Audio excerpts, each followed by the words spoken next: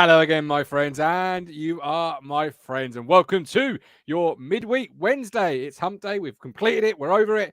And this is your Wednesday's match day preview show. But of course, as I mentioned last Tuesday, but if you weren't with us, this will be the first time you may be hearing it on a Wednesday after a Tuesday game. We'll first take a look at the Tuesday fixture that just went and then look ahead to the weekend's action. Obviously, a 2-0 victory last night over Bristol Rovers, a game that seemingly had it all for a Tuesday night under the lights at Portman Road. But hold up, before we go any further, please do, if you're watching this live or on catch-up, it doesn't matter, hit that like button. It helps the platform all of the same, whether you're watching live or on catch-up. But hit the like button. That would be really, really helpful. If you're watching on catch-up, hello, leave a comment if you hear anything, see anything that you want to get involved with. And if you're watching live, we really do appreciate you joining us live this evening. Please do get active, as so many of you are. Moby, Lee Brown, EJ Norris, Philip Blundell, only conceded 4 goals in 8 league games. Many, many more active in the live chat. Or, of course, you can come on the show and have your say. Just ask for the link, and I will do my best, if I see it, to ensure the link finds its way to you. And if you do enjoy what we do and you do get value from the content, then do please consider becoming a Talking Town 5th stander by hitting that join button on YouTube or heading to our Ko-Fi site and pledging a monthly amount to support from as little as $4.99 a month, which is a staggering £1.20 odd approximately value. So if you do enjoy what we do, hit the link, go to the site and become a 5th stander today and get access to the Discord, which, as we were going live, they were teasing me about expected goals. So joining on the Gov tease. I don't like expected goals. I don't believe in it, but maybe you do. And if you do, come on and let me know why you think it's a great stat to be having. Mike D, opening 30 minutes yesterday, we were electric. Kevin Keats, we were already halfway to that magical 40-point safety. Well, let's get cracking on yesterday then. Obviously, 2-0 victory at home to Bristol Rovers. This time next year it'll be Bristol City, but this time it's Bristol Rovers. Joey Barton's Bristol Rovers. And of course, there were red cards, there were goals, and there were wonderful chants to a fantastic player. And that's where we'll start today. Let's start by, first of all, bringing in our resident rap Lewis Rapstar Robertson. That'll be with heart. I brought you in first because your name is where we want to start. Walking in a Stewart wonderland. And, you know, last night, special on many occasions, but that was, for me, a very special moment, hearing that song ring out around Portman Road once again. Yeah, evening. Really poignant and, just... it's been a strange weekend, strange couple of days. I saw you before the game. We said the same, but you know, a fitting moment for Marcus, and it was interesting because I had some younger fans stood just behind me, and they were blasting out, walking in the Stewart Wonderland as we all were, and it just made me reflect on the fact that, you know, I really enjoy listening to people like Colin, Coxey. People that can remember the era of players like Paul Mariner. I didn't have the privilege of seeing Paul Mariner, but I know what he meant for Ipswich Town Football Club. I know what a great guy he was. I did have the pleasure of meeting Paul Mariner when he was manager of Plymouth and came to Portman Road. But for me, it was always a case of, you know, you show your appreciation, you show your respect for what they've done. Whereas for Marcus Stewart, and we're obviously of the same generation supporting Town, it's something that kind of really resonated with me when I heard the news the other day, obviously with the news of the Queen as well. So yeah, that 11th minute was something special, and obviously the Bristol Rovers supporters shared, you know, they joined in, showed their own appreciation for all that he'd done for them when he started his career there. And yeah, it was just really nice tribute to him, to show that we're all behind him and all thinking of him and wishing him and his family well during what's obviously a difficult time. But it's just a strange quirk in terms of how the fixtures came, that the news was announced the other day and then we happened to play Bristol Rovers last night. Yes, yeah, strange how things sort of come around in that order. Philip, 20 points down, 70 more to go. Good evening, David. I hope you're well, my friend. I hope things are going well in your world. Stephen Parry, great comes by Matt Holland.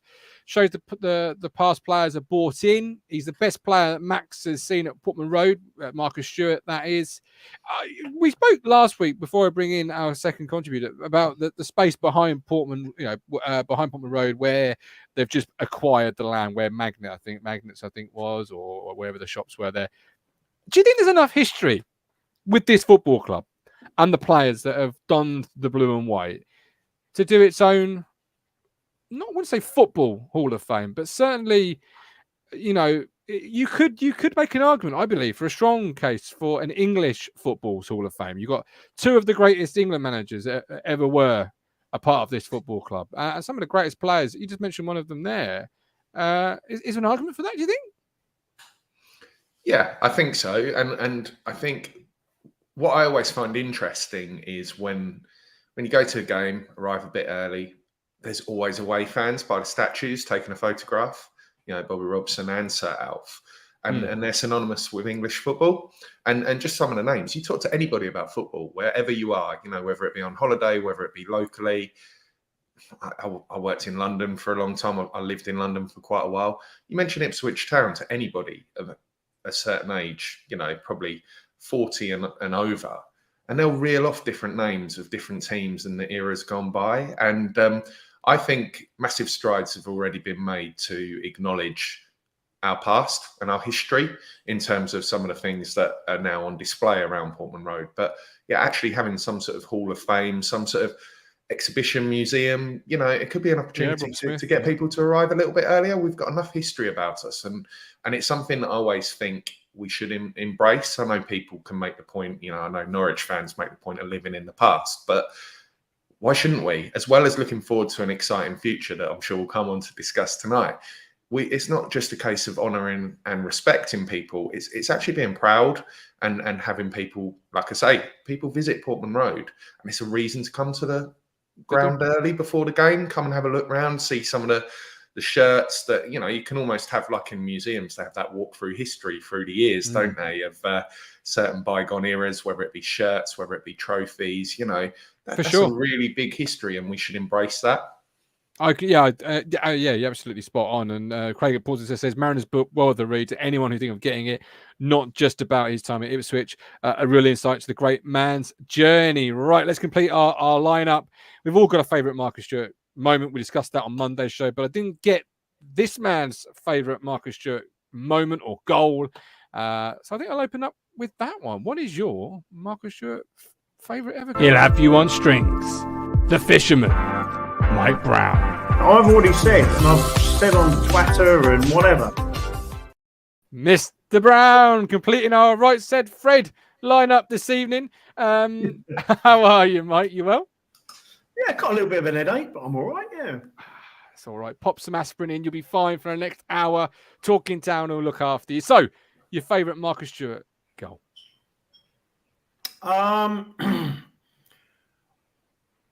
Against Southampton, I watched the Southampton game, and it was a header, and it was just the way he ran off the ball, and he just glanced his header past the keeper, and it was just sublime. It really was. I never understood why he never got a chance. Got an England cap. Still played for Ipswich. Well, yeah. Look, I get that, and I think he was probably. I think he was very unlucky not to get an England cap. I thought he was just that season, in the first season of the Premier League, he was just unplayable. You couldn't get anywhere near him. He just seemed everything he touched was like he had a bit of a Midas touch that season, didn't he? He really did. When you do consider, Mike, some of the people that are on the England caps list. I'm not going to say any names. I'll let the people at home to look up the caps list and make their own assumptions up on it. But when you look at the names on there, it really should read Marcus Stewart at least having one cap. Oh, yeah. Oh, well, I think we've said it before. I think Marcus has come on here and even said to himself, hasn't he? But it must be really tough for him not to get that England cap, because what was he? Joint top scorer that season, weren't he? Yeah. So but look, leading English scorer, wasn't he that season? Joint top goal scorer, English goal scorer, and I think maybe his age was against him a little bit. I think maybe that the manager was you play for certain clubs, you got a chance, and that never sits right with me. I'm not a great fan of Southgate, but you got to give him some credit. He tends to pick players from all over the shop, shall we say. Norman makes a great point, though, to be fair. Look who was up against: Shearer, Sheringham, Cole, Fowler. That was a strong period of English strikers. And of course, it's now back to the present day, Mike. It's players carving out their own moments in history and forging their own path. And last night, again, I've got some of Lewis's comments. I'll get his again before long. But how did you see last night? 2-0 against Bristol Rovers at home, top of the table. What were yours? Because you said on the post-game show, I saw the comment, unplayable at times. Oh, that first 35 minutes, that is probably the best I've seen us play for a long time. We've had some good games recently, and we obviously played well, but that 35 minutes, Blackburn Rovers didn't have a chance. They just weren't in it. I mean, I watched it from the armchair as Kelly. I'll call him Kelly from now on. As Kelly would say, but so did Kelly. He was watching it from there. Yes, he was. Well, he's come over to the dark side, hasn't he? And but crikey, if we can do that and get better, oh my days! I said it a few weeks ago. There's going to be a team that come to Portman Road, or we go to their ground, and we're going to roll over them like you wouldn't believe, and it ain't going to be a 6-0 or 5-0. I think it could be a 7-8 or 9-0 hammering of a team. Because I genuinely think that we, like that. Okay, like that. 35 minutes we were absolutely outstanding, and then there was about 10 minutes towards the end of the first half and 10 minutes of the second half that we were just not quite there with, they were unlucky really not to score a goal, weren't they? I mean, that was a beautiful shot, sort of placed pass, I guess. It was a good effort, really good. Post, whatever it was, and I thought, oh my God, I think if that had gone in, I think, that we would have had a slightly different game. But once we got the second goal, there was only one team in it. There really was. But I said that first 35 minutes is the best I've seen us play. Best 35 minutes you've seen us play. Wow. That in a season of highs, Lewis, that is a compliment and a half, because 8 games in, admittedly, but we've played some really good stuff at different times. That was the best 35 from the Fisherman. What do you think of that? I think he's got a fair point, and I don't always say that, but I generally tend to agree. We took the game by the scruff of the neck. We won that free kick on the edge of the box. Leif Davis got fouled in the first 28, 29 seconds. And then from that and the free kick, Wolfie, somehow the keeper kept it out. I think he tipped it onto the bar, didn't he? Or onto the post. And how it didn't go in, I don't know. And that kind of set the tone. And I completely agree with what Mike said.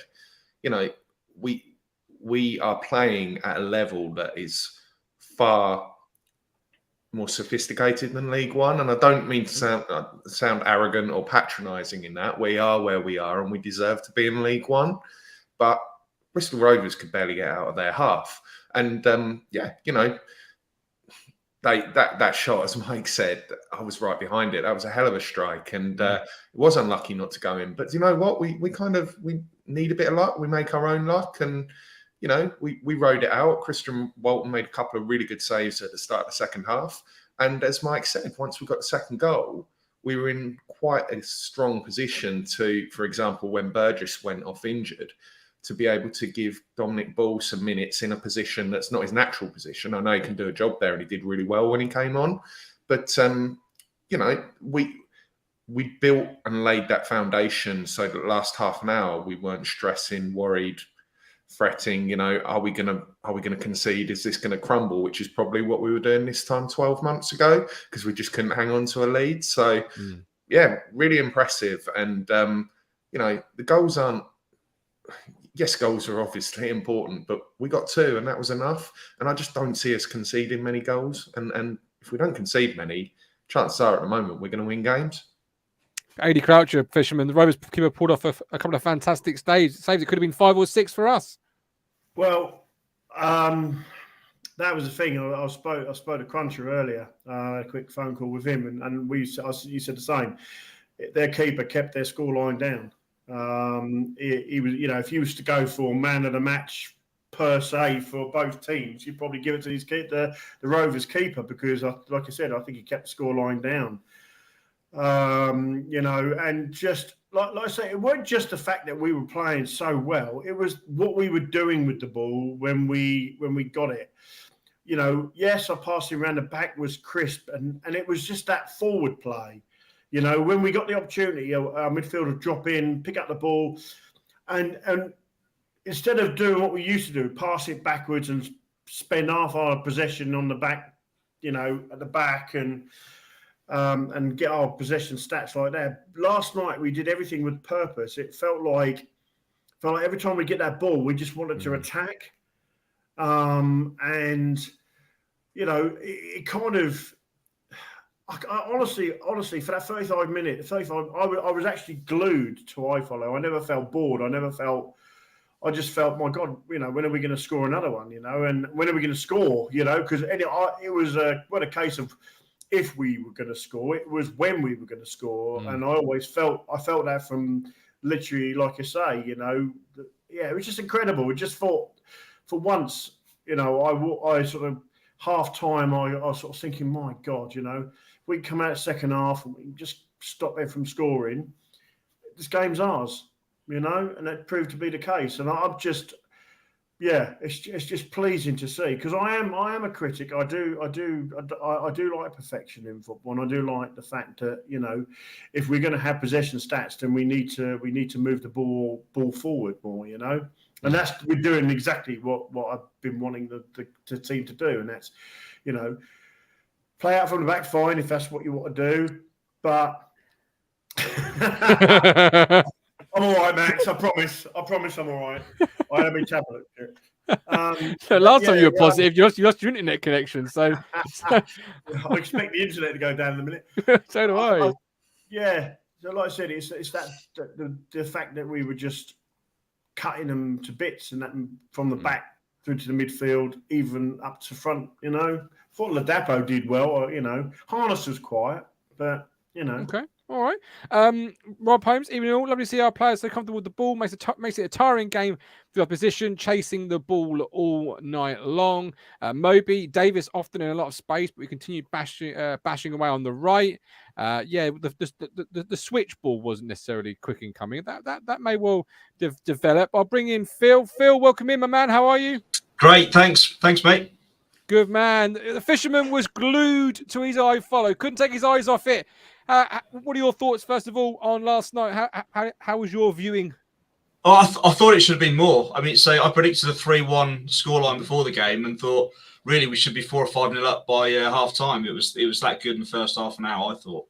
And Mike said that, you know, their keeper just really kept the score down in the first half. Anyone particularly in that first half hour for you, Phil, that really stood out in the blue and white? No, not really, because I'm struggling to name one player that stood out for me last night, because they're all so good in the first half. And it's so difficult nowadays just to name, you know, one if not two players per game. And just thinking about it last night, I came away thinking, you know, you think of the players that have kind of stepped up and shown an improvement this season. You think the likes of, you know, Burgess, Morsey, Evans. You can't underestimate and ignore the impact that Evans has made this season for us so far. And up front, you know, Chapman and Harness now, who's got that confidence level, and they're actually banging in the goals that we need. But as I say, I'm struggling to name just one or two players that kind of stand out on a match day now, because I'm gonna say we're starting to find that next gear. I mean,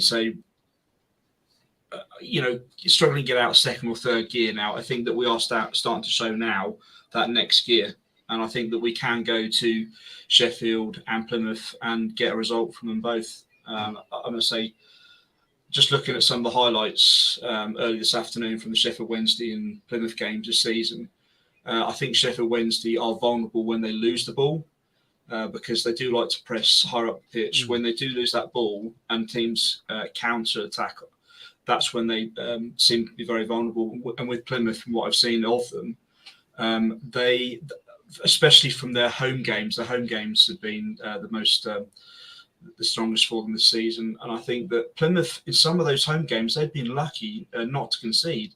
I would say that they're only a team in this division that haven't conceded a goal at home this season. And in 2 or 3 of those games, they've been really quite fortunate not to concede.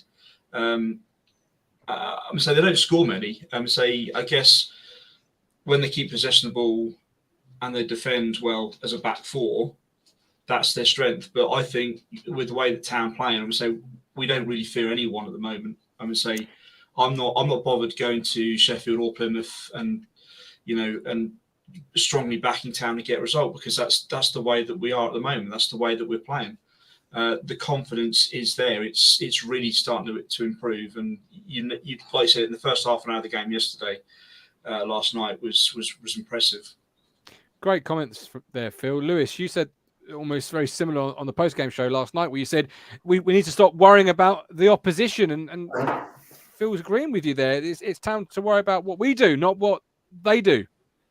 Yeah, we have to respect the opposition. We can't go into games thinking, well, we're Ipswich Town, we're top of the league, so therefore we've got a God-given right to turn up and walk away with the points. But I think it's just about trusting the process. Is such a cliche, but it's about trusting players in that I know you view it maybe slightly differently, but as I said the other night, I think we've had various different tests thrown at us, and we've come through each one. And so going away to 2 teams that are likely to figure in the top 6 or certainly the top 8, that's just another challenge. And why shouldn't we stand up to that one in the same way as we stood up to the others? If I were a Sheffield Wednesday supporter at the moment, I would be looking at it as we've got a tough game coming up against Ipswich. It's going to be a test of us. So, and I think they've been a little bit wobbly. It was only a couple of weeks ago, I think they lost to Peterborough. And can't remember the midfielder's name. Player got sent off and they subbed the midfielder and he kicked off at one of the Johnson. coaches. I think it was Johnson that got sent off. Just watched the yeah. highlights earlier. Who was the, is it Sayers? Sayers? Sure, someone will tell me in the chat. He was kicking off at one of the coaches, and they seem a bit wobbly, Sheffield Wednesday. And I think if, similar to Sunderland last year under Lee Johnson, I think if they get a couple of defeats in a row, the pressure is really going to crank up on Darren Moore. So I think we should go there full of optimism. If we don't get a win, or if we get our first defeat, we dust ourselves down and go again. But I'm confident that if we do have a setback, Kieran McKenna's certainly not going to panic, and we'll continue to do what we've done because it's working. And we've demonstrated, including last night, that it's effective and most teams can't live with it. I always think under Paul Lambert, the first season, we started well. We were never 100% convincing. And then we went away to Accrington, we lost, and he panicked and he went away from what we had done in the first month or 2.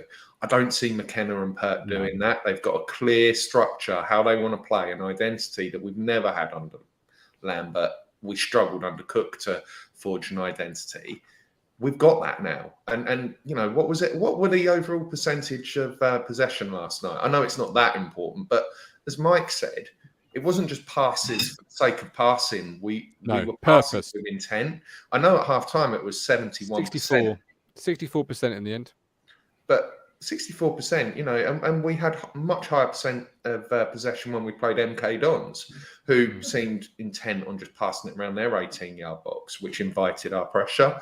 I just think whatever the challenge is, McKenna will have a plan, and I think we should go there full of optimism, full of confidence, and respect Sheffield Wednesday. It's going to be a difficult place to go. But if these players genuinely want to be championship players, they're going to be going to places like Hillsborough every week, and a lot of them have done so before. Great comment that. If they want to be championship players, they're going to places such as Hillsborough every week, Mike. And Rob says here that a lot of Wednesday fans saying we haven't played anyone decent yet. don't have the squad they do, but taking a big step back from a moment, Mike, looking at the bigger picture, 9 points up for grabs in the next 3, Wednesday, Plymouth, Portsmouth. Neither of the two fellas here are worried about any opposition, it seems.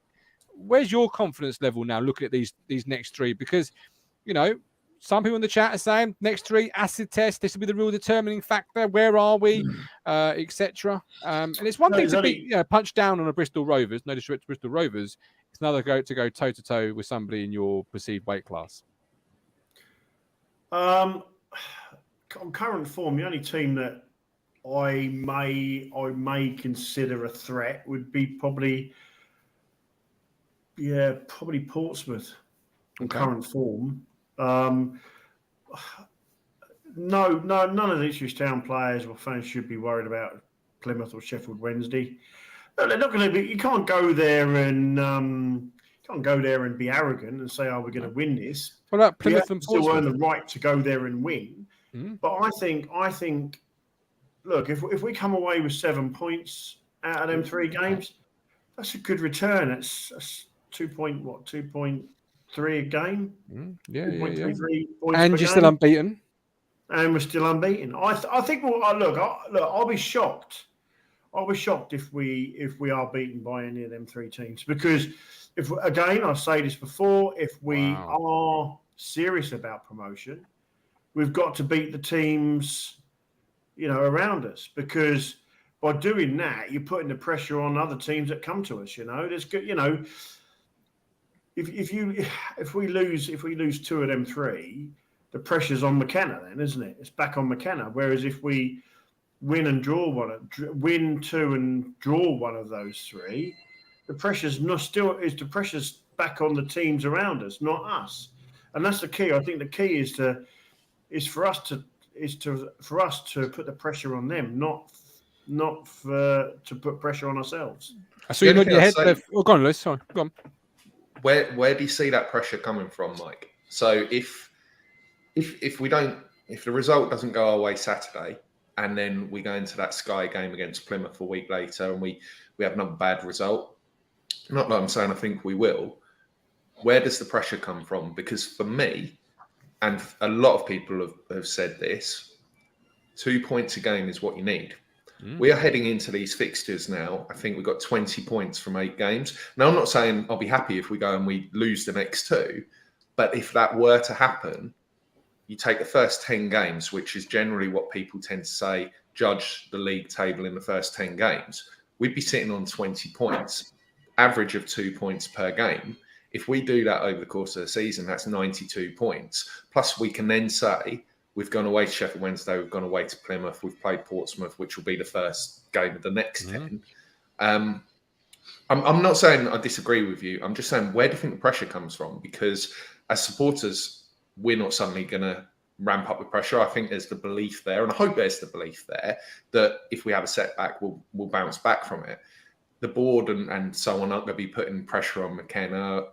I think the only person who'd be putting pressure on McKenna would be himself, but he's not going to let that spill into how he interacts with the players, I don't believe. I think how he articulates himself and comes across is very calm and measured, and I don't see 2 defeats in the next 2 games altering that.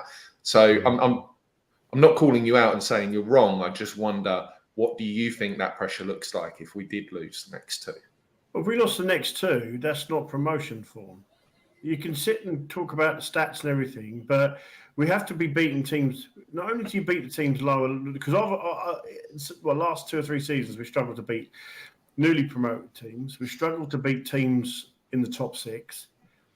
That needs to change if we are serious to for us to get out of this league. We have to beat these teams, and I'm not saying we have to look. If we lose at the weekend, and we draw the next game, that's not a bad return. I'm not going to sit here and say otherwise, but I'd like to think that with the squad that we've got now and the investment and the way that we're playing, then I would like to think at least 7 points out of these next 3 games. To think anything less than that, I'd be a little bit concerned, because if we cannot beat the teams around us, then promotion's just making it difficult. Because the psychological side of it as well. That's football. Football is about three things: your fitness, your skill levels, and your psychological side of it. And right now we have the psychological advantage. We have that ability to worry sides. We've had two managers now saying, look, even Barton came out and said, look, they're just a cut above, and then who's the other one? Barnsley manager. And who was the other manager? Shrewsbury was Shrewsbury, yeah. Steve Cottrell, you're right, absolutely. Like I said, look, I think we're looking at promotion, League One champions and a promotion team. And the reality is, with the money spent and the investment that we've had, playing like we did in the first 35 minutes and sometimes in the second half, of yesterday's game, we're just starting to all the cogs are starting to work together, and it just feels if we was to lose the next two, not only would it be damaging to the fan base, it would be damaging. It would be psychologically damaging for the team, and I think if we are gonna get promoted this season, we've got to beat or be very competitive and against the teams around us and not lose like we have in the past to these teams around us. Great points, Philip. Go on, Philip. Yeah, I think Mike's hit the nail on the head there. I think that the point that I think Mike's trying to make is the fact that I think the biggest threat to Ipswich at the moment is the players themselves. That if we do get into a run of games where we go to Wednesday and Plymouth and we beat all the next three teams and we find ourselves, 7, 8, 9, 10 points ahead of the rest, that we might slip into a psychological state of complacency, overconfidence, and then there's the danger there that we could play maybe say something like a Cheltenham or maybe Forest Green again, and they come to our place and beat us unexpectedly, and we're kind of thinking we're back down on, planet Earth, thinking, what the heck's just happened there. But say it's going well at the moment. But say another point to make is the fact that in recent seasons when Town were in the Championship pushing for that top six berth, we never really seemed to go away and beat any of the top six. And I think, Town have got a chance now in the next couple of games to go off and show that they are capable of going away and beating these teams on their own turf. Absolutely. Great point. Philip, appreciate you coming in. Look after yourself. We'll speak soon. Mate. Lewis, sorry to cut across you. Go on, mate. No, I was slightly playing devil's advocate just to kind of gauge where Mike is at now ahead of these games. I do think we have nothing to fear in going to these teams. Personally, if someone offered me 4 points from the next three, I'd reluctantly take it. But I do think probably 6 would be ideal, because what that would do is really set a marker down.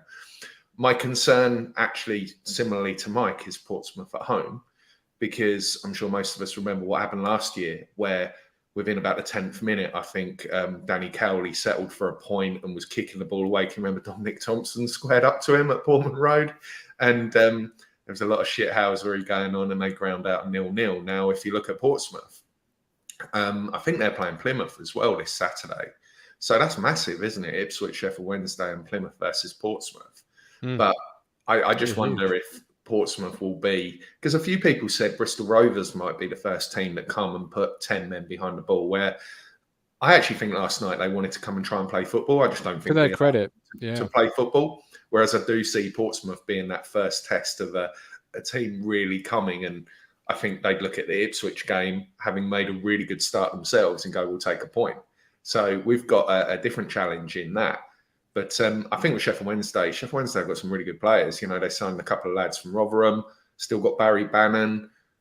I'm slightly contradicting myself in terms of I said I've got, we shouldn't fear other teams or other teams' players, but they're going to be a test. It's just about us going and doing what we have done in the first 8 games again and just continuing with that cycle. We don't need to change our style to, accommodate other teams. We might make slight tweaks here and there. And when we come to the formations and lineups that are predicted, I've made a couple of tweaks because I've got Sheffield Wednesday in mind. But that's the flexibility of the squad. And Phil said about people becoming complacent. If you look at that starting 11 last night, who in that team can afford to be complacent? Because I'll tell you what, I thought Leif Davis for the first half an hour, 35 minutes was absolutely fantastic. I thought he was really, really good last night. And I think he's getting better and better and better. But I was really impressed with Greg Lee when he came on. And the fact that we can take off a left wing back who we bought for over £1 million and replace him with another player that we signed on a free from a minnow of League One. And that's no disrespect to Morecambe or Greg Lee, but last year his target wasn't winning the league with Morecambe. It was about survival. He's come into the club and he's a really, really good challenger to Leif Davis's position. And you can look all over the pitch now. We've built such a squad. I don't think any player can afford to be complacent. And as Kieran McKenna said, George Edmondson, who I'm a big fan of, he's not injured at the moment. I think his ankle is possibly still affecting him. But Kieran McKenna hasn't picked him the last couple of games. He's not even been on the bench. And he said, look, I've got 5 really good centre halves competing for 2, maybe 3 positions at the moment. And as I say, that's across the pitch now. We've got different options. So whatever happens in these next 3 games, I don't see complacency setting in, because if it does with certain individuals, there'll be someone biting at their heels to take their place. Yeah, absolutely. We've got Gino. The biggest threat is the fans. Great expectations. Stay grounded. Enjoy our team performance by all means. It's a marathon, not a sprint, Mr. Parry. Hello. I thought I'd bring the hair tonight. You know what I mean? Absolutely. Yeah, we appreciate that. So if we're the Mitchell brothers, does that make you Sam Mitchell? No, Neil Billy Mitchell. Yeah. Neil of the young ones. I'm a bit old. I'm a bit old for that. Bianca, isn't it? Long blonde hair. Ricky! I've got the boobs. Right. No, at the end of the day, I get what Mike's saying. I understand what Mike's saying. It's a statement. It's not imperative you beat the top 6 to go up. Yeah. Not beating the top 6 last season didn't stop us from going up. It was failing to beat the bottom 6 that stopped us from going up. That's what caused us the problem last season. This season, we're having, touch wood, we're not having a lot of problem with the bottom 6 or the promoted sides like we had last season. Yeah. Now, if you beat the bottom 15 home and away, you've got 90 points. You don't even need to touch the top 6, and you can lose to the top 6 every single game. If you beat the bottom 15, you've got 90 points home and away. You know, it's not a matter of who you beat or when you beat them. You know, Sheffield Wednesday's lost, Derby's lost, Peterborough's lost. They will lose games. You know, we can't go into games going, yeah, these are tough. We have to win this, or there's going to be issues. Exactly the same thing was happening at Wednesday. Yeah, even when they drew to Barnsley, some fans were saying, "Oh, Moore's not good enough. We want to get rid of him. We need to go. If we haven't won, he has to go." You know, and then they come back and win 3-0. You know, we need to be more flexible in the way we support the team. You know, not everything's going to go to plan at once. I agree with Mike. When everything clicks, someone's going to get a bloody pasting. You know, it could have been last night. It just didn't all click. You know. But when it does, and I'm sure it will sometime this season, someone's going to get hurt big style as a team. I want to score-wise, you know, and that's so encouraging. You know, I watched us last night. I think it was like, I understand levels, yeah, so don't start, but it was like Barcelona-esque. They could not touch us for the first half hour, you know, and I love that. You know, I was listening to Matt Holland on commentary. He was purring, you know. He was saying, "Oh, I'd love to be in this team," and that says a lot that a player of his ilk and his quality would love to be in that team, would love to play in that Morsey role, you know. And he said that himself. And I'm thinking, I have to. If he believes that, I have to believe that, you know. And I just think that putting so much pressure, saying we need 7 points or 9 points or 6 points off out of the next 3, I don't think of them as bigger game. They're just another game. Yeah, we can't think of them as being so important. These are season-defining games. They're not. We can lose these next 3, win the next 3, and be back in the same position we were, depending on results. They're already, you know, Sheffield Wednesday are already 4 points behind us. You know, they're the ones who have to play catch-up. This was us last season. We had to play catch-up, and we know how hard that is. You know, you push and push and push, and sometimes you push too hard and leave yourself exposed. You know, which is what we did, and I think that's in some respects. Part of what's happening to Sheffield Wednesday, yeah, they're picking up good results like we did last season, but they come against certain teams and they go at them and to try and force the win, and they aren't getting caught out. And I've always been suspect against Sheffield Wednesday's defence. I looked at the signings they were making. To me, they're very top heavy in attack. You cope with their attack, and trust me, all those attackers can't play at once. My idea is Barry Bannon out the game, Sheffield Wednesday's neutered. Everything runs through him. When he doesn't play, they don't play well. When he's on the field, which he hasn't been, they've been playing buyers a couple of times. They lost. You know, it doesn't fare well. If you cope with him, you cope with them. Because last time when we played him, Barry Bannon was the one who took us apart. He run that midfield, and our midfield didn't have a clue. You know, sort him out, keep him quiet. We can deal with Sheffield Wednesday. Plymouth, we can have a game against Plymouth. I don't think they're as strong as they were last season, and we beat them once last season. You know, we should have beaten them at their patch. You know, so I don't think they're as strong as they were last season. And you look at Portsmouth, are they gettable?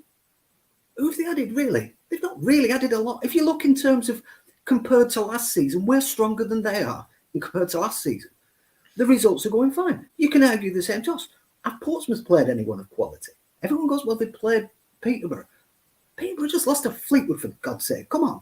You know, this is League One. We all know what this league's like. You can rock up being the cockiest ass in the world. I watched Cods for Logs last night. He was buzzing going down to Peterborough and beating them at London Road. He was buzzing. I loved it. You know, because the top and bottom of it's being too arrogant, being too cocky is what costs you in this league. Play every game as if they're the same. Doesn't matter who they are. Doesn't matter where they are in the league, whether they're the bottom, top, or whatever. It's 3 points. That's all. You don't get any more for beating a top six side than you do for beating a bottom six side.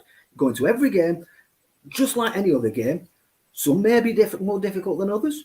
Depends what your class is difficult. Whether it's better quality, whether it's sitting deep, whatever. You've got to figure out a way.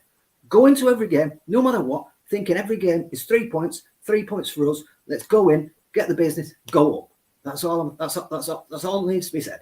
Don't worry about any game. We're going to lose, of course we are. But when we do, knuckle down, get our heads together, move on. Stephen, just wonderful. The chat are absolutely loving you, and as you say, nothing more needs to be said. But Fisherman, come back on that. We talked, like you said, you're on about Bannon, yeah, right? But I'm pretty certain that fans of other teams are thinking, Christ alive, you know, we need to watch Morsey, we need to watch Lee Evans. Both midfield players are on fire at the moment. You know, Christ alive, Chaplin, he's banging in goals for fun. We need to, how are we going to stop these boys from scoring? You know, from our point of view, I think we're more a threat than any team in this league. Can I just add to that, Mike? Yeah. Isn't that something that we don't do, especially as fans? We don't consider what other fans think about our players. We only consider about how their players are doing, how good their players are. I think we should think more about how do we think they're thinking about our players? Because I want to say something, and I want to say it now while I can. Yeah, is I was very, very wrong about Lee Evans. I said Dominic Ball will start the season and Dominic Ball will take Lee Evans' shirt. Lee Evans has done me proud and he's proved me wrong, and I'm very happy to say he has done. Yeah, because he was bloody exceptional last night. You know. Pirlo, of course he was. He was excellent. He was spraying them balls about and he got a well-deserved goal. And for me, I know everyone has a different opinion. For me, he was definitely the man of the match because he run that game from start to finish and chipped off with a wonderful goal. And he deserves all the plaudits in the world. And it's a shame he's not got in the Wales squad. But if there's one benefit of it, he's not in the last warm-up game. It's looking like he wouldn't get in the World Cup squad, mate. I was going to say, I don't see that as a shame. I see that as a massive positive. Yeah.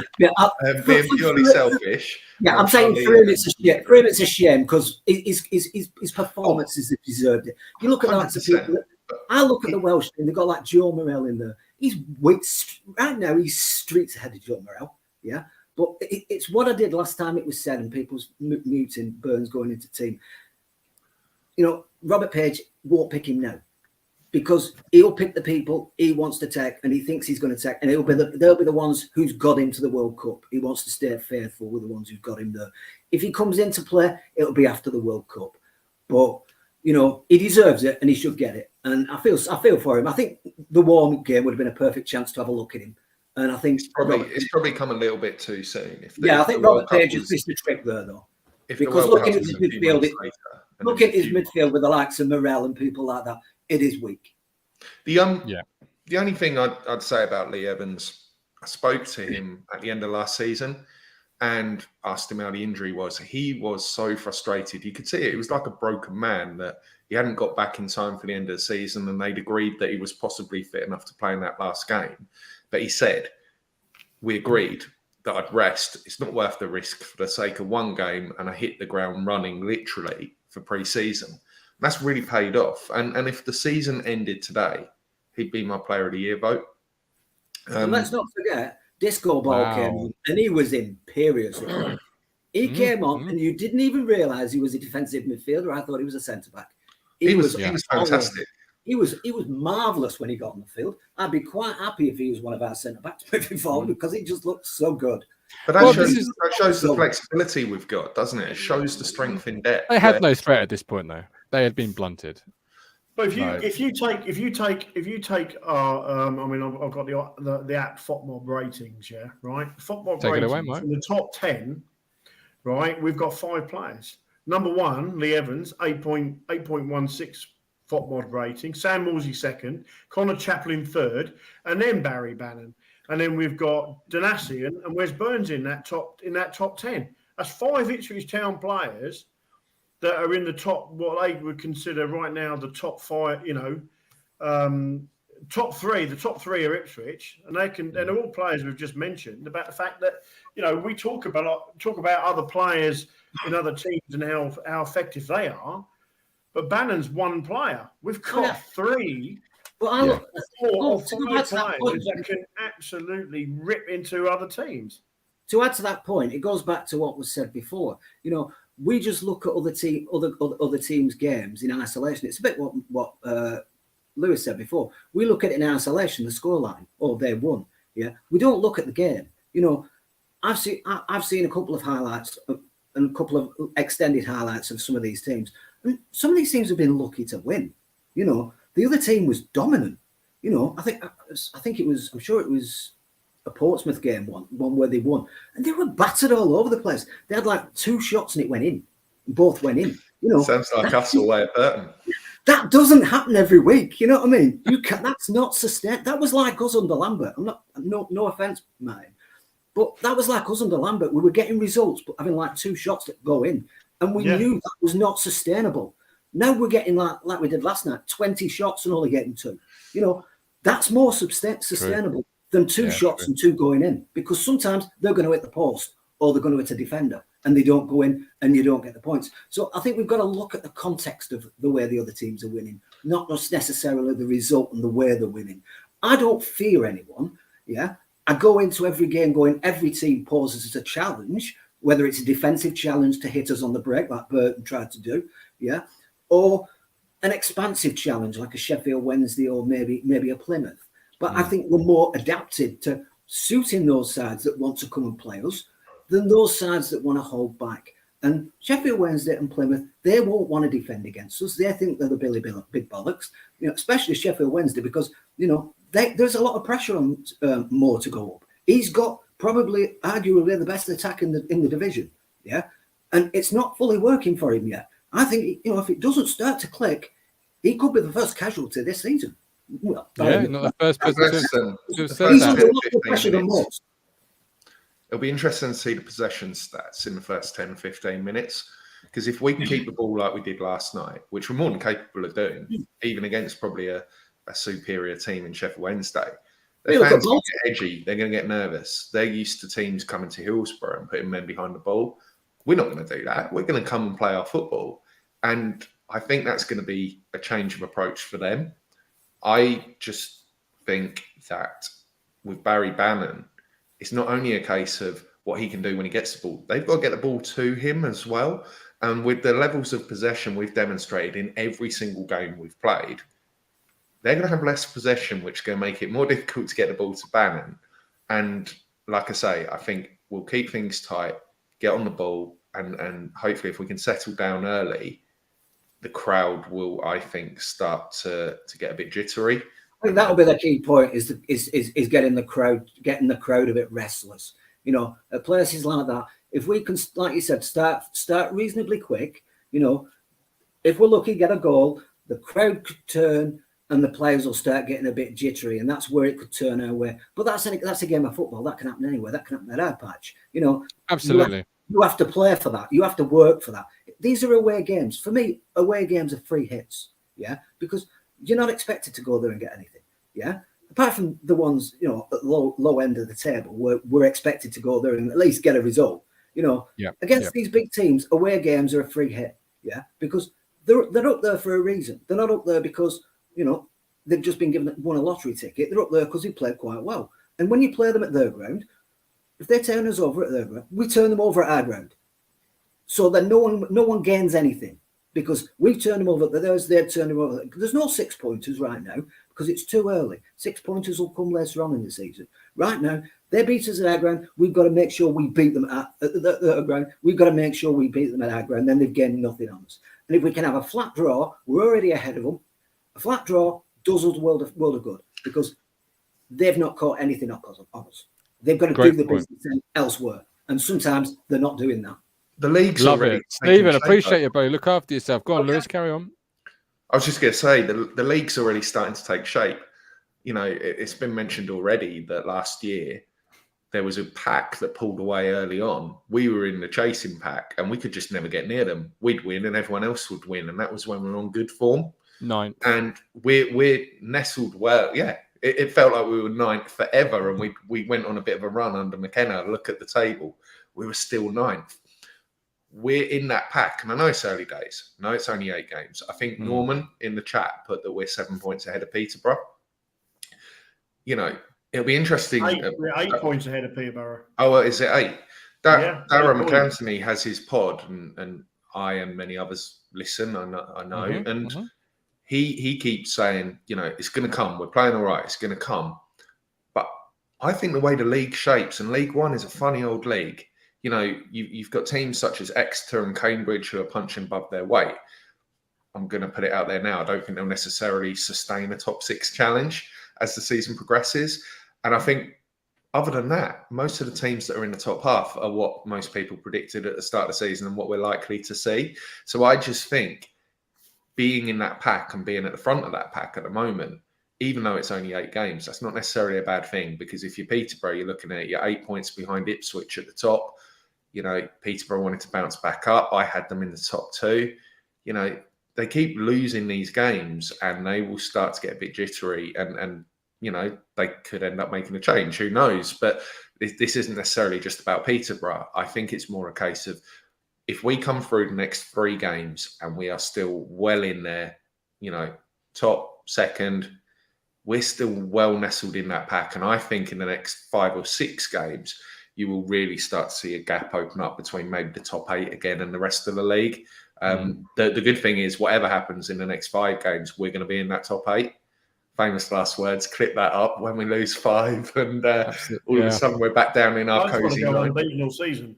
I'm just being I'd love to as well. That would be nice. Absolutely. I think, do you know what the stupid thing is? I genuinely believe the squad is good enough to do that. It's just a case of whether we can come in. It'll be, you know what? Right, we'll get some results against these 3 teams we're talking about, and then we'll end up playing bloody. We've got Morecambe after that. I mean, that's how the season will go. But yeah. Stephen I'm says, I really am. Stephen Bills, how many points did we have after 8 games last year? I think we had 7 after 8 last year, which, you know, says its own story.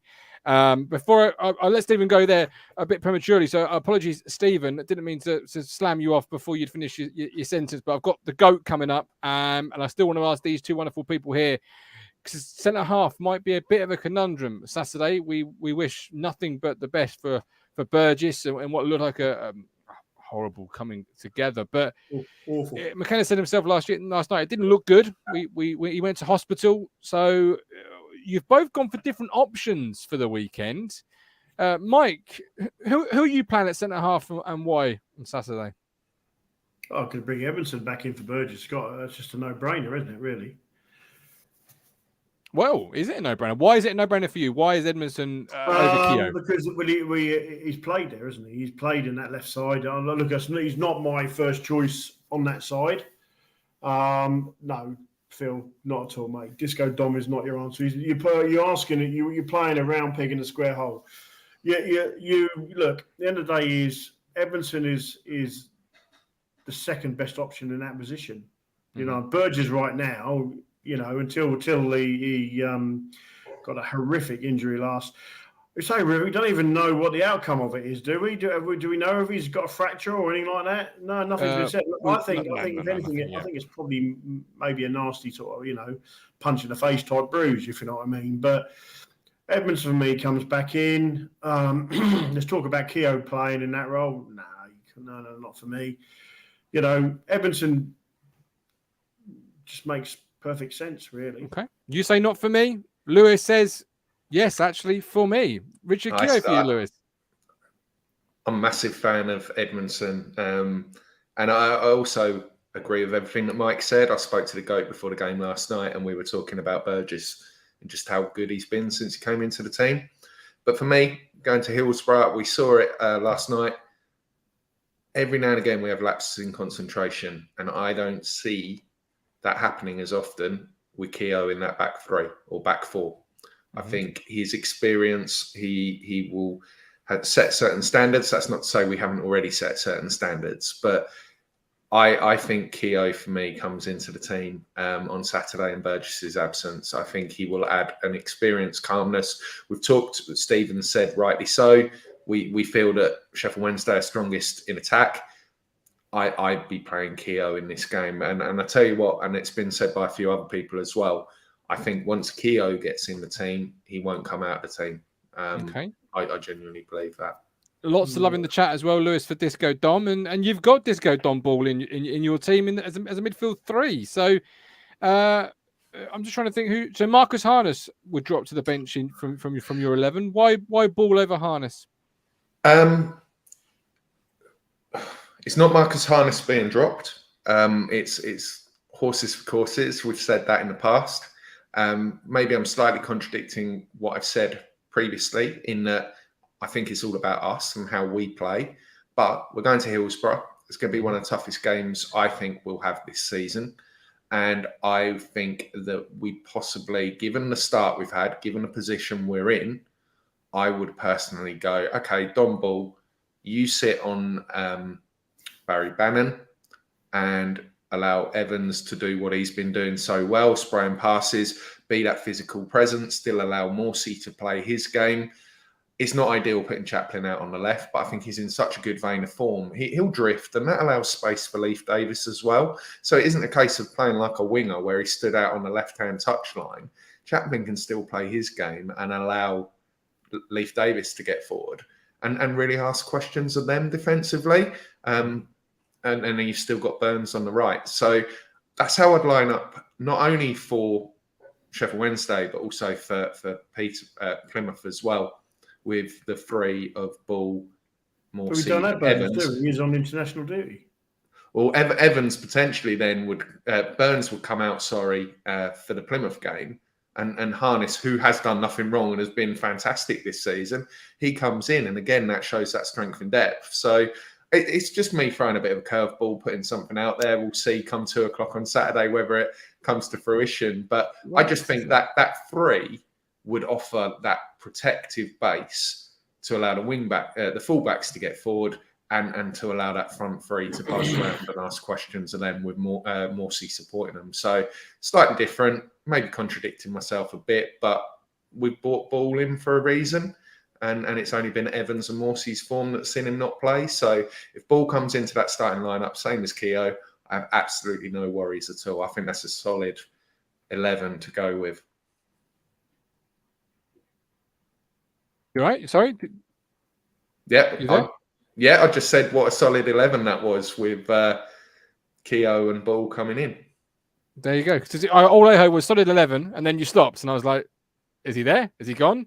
I'm sorry. No, I'm still here. I was just salivating at the thought of that midfield three in the Matt Penny derby on Saturday. You're all throwing curveballs at me because Mike, the Fisherman, you've thrown a curveball at me with your lineup. I didn't pick up on it in the chat when you said anything wrong with that, and I was like, no, that's your team. Caden Jackson playing. Well, no, no. No, that must not gone that far. But he has gone, and he has circled him. Don't know why. KVY at the right side of the formation. Why KVY? Mike? Well, Burns is on international duty, isn't he, this weekend? For Plymouth, not for Wednesdays. Well, I didn't know that. I chose that based on the fact I thought he was on international duty this weekend. You see, I thought you were choosing it with Plymouth in mind, and you were thinking ahead, like board each S. Yeah, put that animation back up again. Please. I will. There you go, sir. But yeah, no, look, for me, you don't change too much about how the team plays.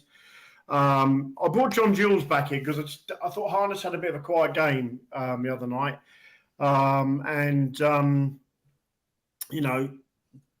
Jules, I like him. I think he's got. Chaplin's got a start. There's no two ways about it. I was wrong about Chaplin. His goals and that, the way he's playing is very much on fire. KVY, obviously, look. Okay, so we talk about this as the Plymouth game. If this is a Plymouth game, I'd bring Fridge in the back and I'd play KVY on the right hand side. I think he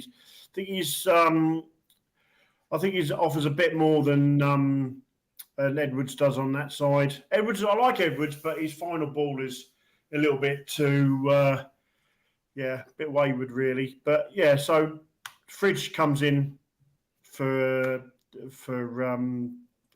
Burgess. And that's it really. The 3-4-3, or was it 3? Yeah, the 3-4-3 or 3-5-3-2. No, 3-4-3 is how we're playing at the moment, isn't it? So don't change, don't fix what ain't broken. Stick to it. Just bring in players. When with Burns out, bring in KVY. I mean, you could play Edwards there as well if you want. And then you just put Fridge in the back three, because that's how we play. That's how Kieran McKenna wants to play. I've always advocated for 3-5-2, but he's not done that. And so far, the results have gone our way. That we're playing in a style and a way that's damaging teams, and so why fix what ain't broken? Absolutely. Don't bring players. I mean, Keogh for me is he's a player you'd bring in for cup games, not for league games, in my opinion. If you see that comment from Craig at Portsmouth. It looks like a bit like Lewis picking a solid team to come away with a draw. Draw wouldn't be a terrible result, but Mike's is more attacking. Mikey's got you down as Paul Cook and me as Mick McCarthy. And I absolutely, if you offered me a point now, I wouldn't even get off the bus. Oh, well, there you go. We can't. Well, look, if we're gonna sit there and worry about Sheffield Wednesday's team players, whatever, we're gonna sit there and worry about Plymouth players, if we're gonna sit there and worry about Portsmouth players, then that's pointless. I just think that show what, play to our strengths, and just roll them over. I agree, but picking 3 central midfielders doesn't necessarily make it a negative lineup. What it does is, like I say, build that foundation for our attacking players to go and do what they want to do. Midfielders there, haven't you? Sorry? You got 3 defensive midfielders there. You could see it that way, yes. I wouldn't class it another way. The way Morsey gets into the box, I wouldn't class it as that. The other thing as well, I just wanted to very quickly mention that hasn't been said. How often did we all moan last year about players not taking shots from outside the box? And how much more is it happening this season? And if you think about Lee Evans' goal last night, takes a nick, takes a deflection, doesn't matter, does it? It doesn't matter how it goes in. Players are far more prepared. Morsey scored at Forest Green from outside the box. There's been others. It makes such a difference, and it's so good to see. And actually for that, Ladapo did really well because he held the ball up. The easy ball was to lay it inside to Chaplin, who was running on into the box, but he took his time and just picked out Evans on the edge of the area. That's really promising as well. And you never know, that could be the difference in a big game at Sheffield Wednesday. Shot from outside the box, taking a deflection, but we just weren't doing it last year. So it's refreshing to see we're doing it now. We're going to see the chats in from David. So David, thank you very much. Appreciate it, my friend. Thank you ever so much. Sorry, Mike.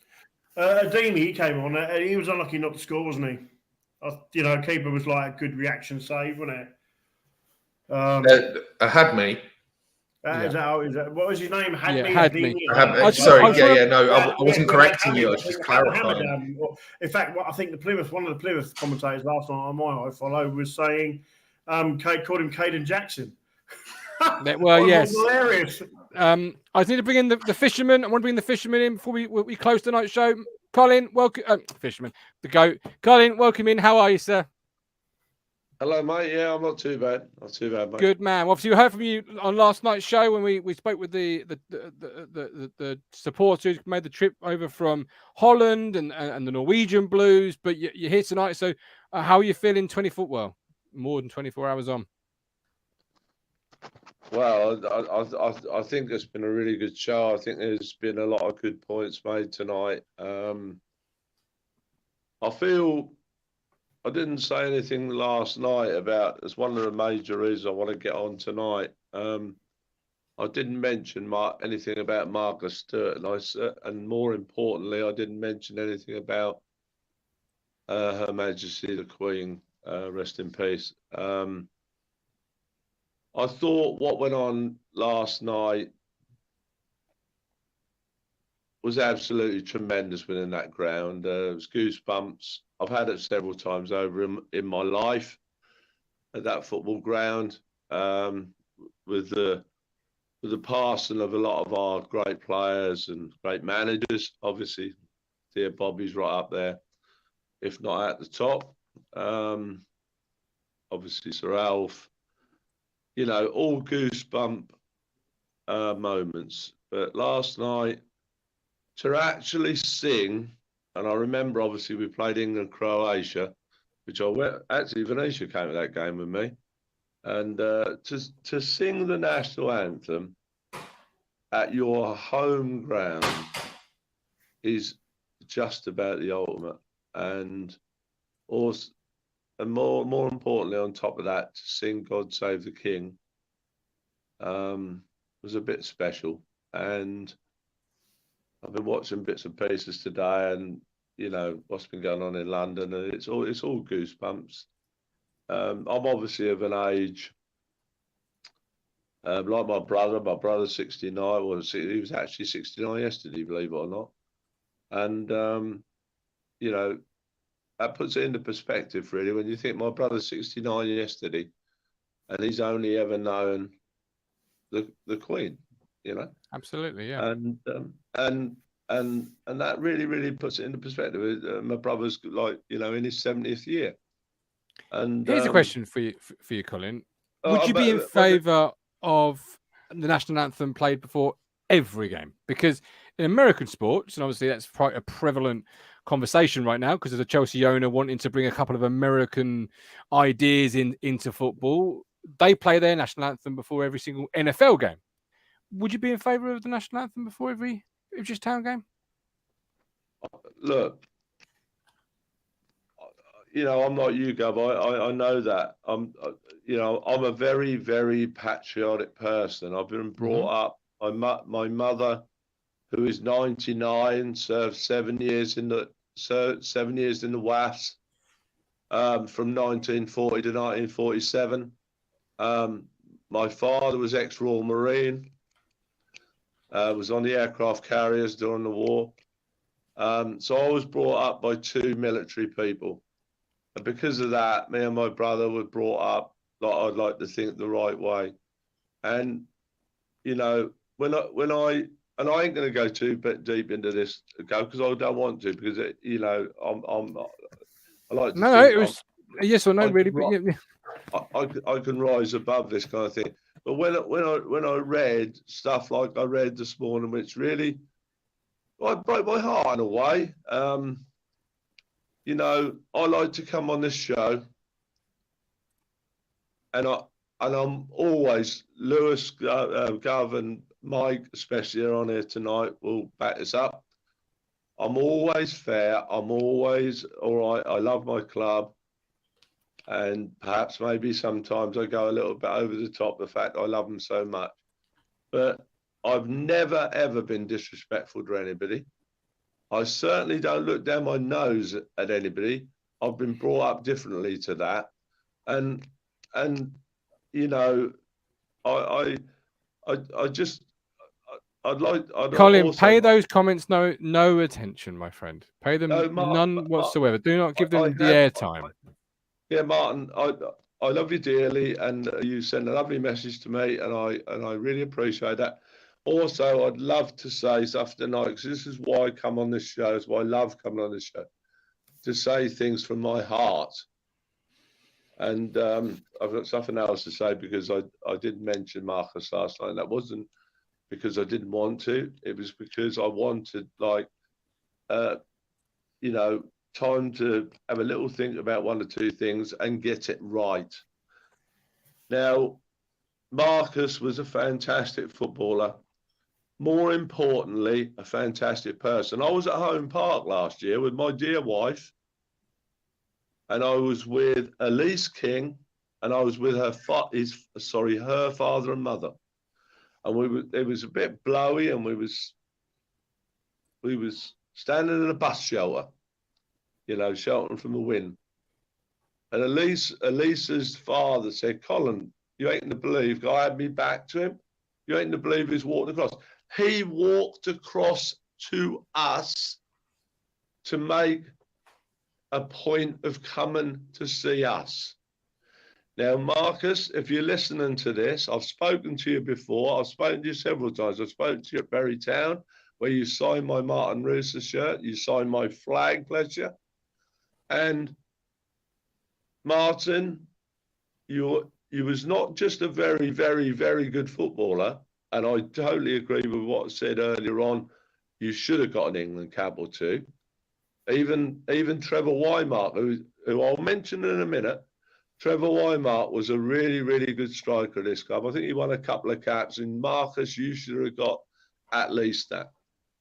Agreed. You were not just a great footballer, Marcus, and a great finisher and a great person. Yeah, like I say, more importantly, you were a nice person, lovely person to know. And my heart goes out to you and your family, as with everybody else on this show. And wherever way we can help you, we will. And I'll tell you what, Marcus, I've just drawn up, you know,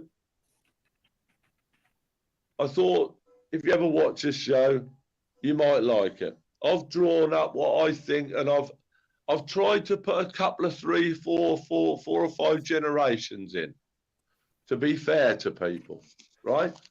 Because we're talking about a lot of players. So I've tried to do it as best I can. You're in my top 10 strikers I've seen since 1964 of all time. Wow. I will read them out, 1 to 10. Ray Crawford, obviously. Paul Mariner, obviously. These are all players, apart from one, I've seen. Trevor Wymark. David Johnson of the 70s, the Scouser, Jonty. Mm-hmm. Yep. Ted Phillips, obviously, rest in peace. Alan Brazil. Now a different generation. Daryl Murphy. Alex Matthew. Jockey Wilson. Marcus Stewart. And that doesn't mean to say, Marcus, you're number 10. You're in my top 10. That doesn't make you number 10. That makes you in my 10. So we'll go through that again. Crawford, Mariner, Wymark, Johnson of the 70s. Yep. Ted Phillips, Alan Brazil, Daryl Murphy, Alex Matthew, Jockey Wilson, and Marcus Stewart. It's a really good list, that, Colin. And who's to argue? And who is to argue with yourself? You've seen it all: the good, the bad, the indifferent. And if you say he is inside that top 10, then I am certainly not a person to argue. The only one out of that top 10 I didn't see pull a pair of boots on. And again, like I always say, you Gov, I never lie. I never lie. Some people say, "Oh, I saw Ted Phillips." No, you didn't. Yeah, my head. Yeah, I didn't see Ted Phillips. The other night, he was just literally before me. But what a goal scorer. I mean, Ray Crawford's still with us, bless him. 200 208 goals, I think, still leading goal scorer of all time. Paul Mariner, you know, I don't know what he got. I think he got 150, 160. But what we got to remember is, Marcus, I know it was only for a season and a half or whatever, but you scored those goals in the top flight, as did Ray Crawford, as did Paul Mariner, as did Trevor Wymart, as did David Johnson of the 70s. Let's not get this wrong. As did Ted Phillips, as did Alan Brazil, as did Daryl Murphy for different clubs,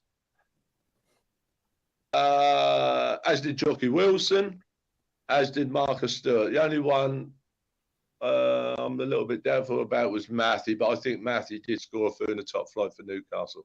But that's a great list, and you absolutely, Marcus, deserve to be in it. As so many people are saying it in the chat, brilliantly said. Love Colin's passion, and we do love you. We do value you here, and that's me speaking from the bottom of my heart here. And Steve says it the best. So you mentioned some negative comments, but I want to give you the nice ones as we close. And Steve says, heart on the sleeve guy and always passionate. Don't change, Colin. Not everyone will agree. Just ask the Fisherman. And you are passionate. Wear it on the sleeve. See it as you say it, or say it as you see it, rather. And just a genuine, nice guy. And also, marvellous words to Marcus Stewart there. Marvellous words. Can I just give a big shout out to Burge, because I've been I've been doing a lot of big shout outs for Burge lately, and luckily, and I do say luckily, and I understand people's circumstances 100% because I've been there myself. I'm lucky now. I'm at a stage of life where I can push the boat out a little bit more than I used to do. And I've seen every game this season. And the last 4 or 5 or 3 or 4, whatever, 4 or 5 games I've seen a Burge. I've really felt for him driving home last night, because he'd had another good game last night. He was winning everything in the air. And then I got home and I thought to myself, do you know what? I'm just going to watch the goals. And I watched the goals. I saw the Sheffield Wednesday game. And their first 2 goals were absolutely mirror image. Corners, near post, bang, headed into the far post. Both of them were mirror image. And look, I'm not going to say Edmondson, if he plays on Saturday, can't do a job. I'm not going to say that one little bit, because I love the guy. But I think, personally, obviously, he won't be playing Saturday. There's no way. We're going to miss that prowess, I think, in the air for Burge. But like I say, you're quite right what you said in the chat earlier. I mean, I must admit, I'm not saying he'll play there Saturday. I don't think he will. But Dominic Ball did well when he came on. We're showing absolutely everything. I was talking to Ian actually earlier, and Ian was saying earlier to me that, and he made some great points today, Ian. He reckons Leif Davis is the best left back in the league, bar none. And I put it to Ian, but what about Greg? What about Greg Lee? And he said, a great cover, but he thinks that Davis is the best left back in this league. And I must admit, I thought that first half especially, I could not dispute that. We've got everybody just keep on this bandwagon, and let's ride it. Let's ride this. Look, I know people said, it's only 1 game, it's only 2 games, it's only 3 games, it's only 4, 5, 6, 7. Now they're saying it's only 8 games. Well, let's hope they're still saying this after 38 games. Because, look, I agree totally with Mike. Do you know what? I honestly think if we win it, and that's not to say we can't, if we win at Sheffield Wednesday, and if we win at correction. If we win at Sheffield Wednesday, we don't get beat at Plymouth, and we beat Portsmouth, I think we're bankers to win this league. And I love that. Love that. I really Colin. do. I really love do. That. I mean, Mike knows this, and so do you, Gav, and so does Lewis. I'm proud of myself because I don't have man enough the phrase. I suppose it is in a way. I was man enough to put my head on the chopping block from day one, and say that this club will go up first or second. I know Rich kept saying, "Well, you've got to say one or the other," and I said first. And look, these boys are highlighted it tonight. I've seen nothing whatsoever to think differently, you know, and just hope that we just don't get too many of these, because we're not just getting injuries at the moment. We're getting, like, Sonny comes into that. We've got one or two really pretty nasty injuries this last couple of 3 weeks, and you know. That's another thing. Sorry, Gav. That's another thing. Let's wish old Sonny well, because he's had the off now, and let's get the old boy back. We could do with him on the bench. Absolutely right. We're now in 20 deep. We're going to sort of round it up there. Score predictions very quickly, Colin. Before I let you go, score predictions Saturday very quickly. I'm going 2-2, but I hope I'm wrong. Perfect. Love you. Appreciate it, Colin. Look after yourself. Great words, Mike. Thank you for everything you've done this evening.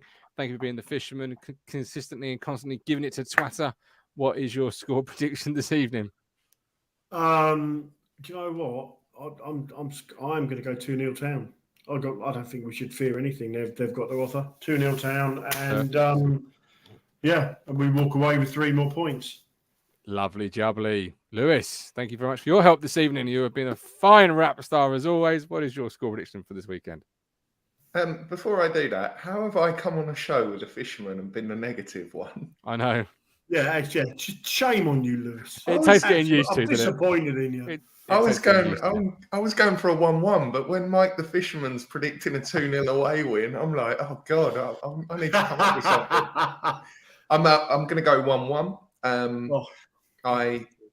1-1, but that's not a bad result. But I equally agree. I think we are in the running for the top 2, and I still believe that, even if we don't get the win on Saturday. Mike the Fisherman, Mr. Positivity. Whoever knew it.